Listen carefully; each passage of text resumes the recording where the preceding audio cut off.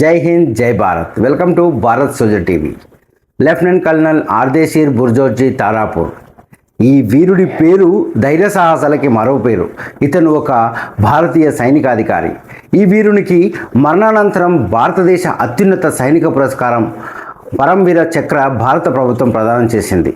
1965 ఇండోపాక్ యుద్ధంలో ఈయన చూపిన అసాధారణ ధైర్య సాహసాలు నాయకత్వ చరిత్రలోనే చెరగని ముద్ర వేశాయి.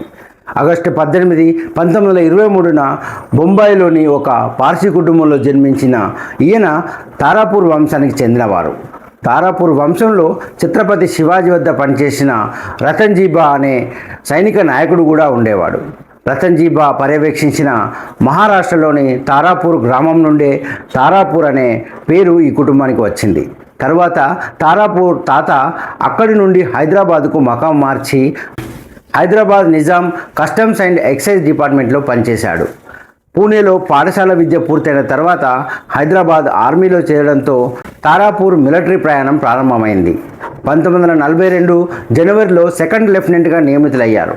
ప్రారంభంలో పదాతి దళంలో భాగంగా ఉన్న ఆయన తర్వాత రెండో ప్రపంచ యుద్ధ సమయంలో 1వ హైదరాబాద్ ఇంపీరియల్ సర్వీసెస్ లాన్సర్స్ అనే సాయుధ రెజిమెంట్కు బదిలీ చేయబడ్డాడు.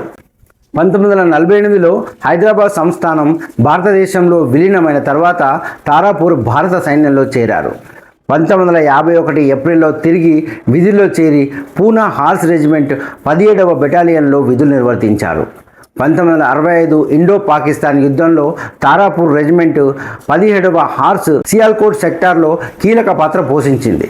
1965 సెప్టెంబర్ 11 మరియు 16 మధ్య తారాపూర్ అనేక ట్యాంక్ యుద్ధాలలో తన రెజిమెంట్కు నాయకత్వం వహించాడు. అలాంటి ఒక యుద్ధంలో బూటూరు డోగ్రాండి వద్ద అసాధారణ ధైర్య సాహసాలు ప్రదర్శించాడు. అతని నాయకత్వంలో రెజిమెంటు 60 పాకిస్తాన్ ట్యాంకులను ధ్వంసం చేయగా భారతీయులు 9ని కోల్పోయారు. దురదృష్టవశాత్తు తారాపూర్ 1965 సెప్టెంబర్ 16న జరిగిన కాల్పుల్లో మరణించాడు. ఆయన అచంచలమైన నిబద్ధత, త్యాగం లెఫ్టినెంట్ కల్నల్ ఆర్దేశీర్ బుర్జోర్జీ తారాపూర్ వారసత్వం, యుద్ధభూమిలో ధైర్యం, నాయకత్వం మరియు నిస్వార్థతకు చిహ్నంగా మిగిలాయి. ఆయన సాధించిన అద్భుత విజయాలు తరతరాలుగా సైనికులకు, పౌరులకు స్ఫూర్తినిస్తూనే ఉంటాయి. మరి ఇలాంటి ఎందరో మహానుభావుల మరియు వీరుల త్యాగాలను ఇప్పటి ఈ తరానికి స్ఫూర్తిగా అందించే మా ఈ ప్రయత్నంను మీరు ప్రోత్సహిస్తారని ఆశిస్తున్నాను.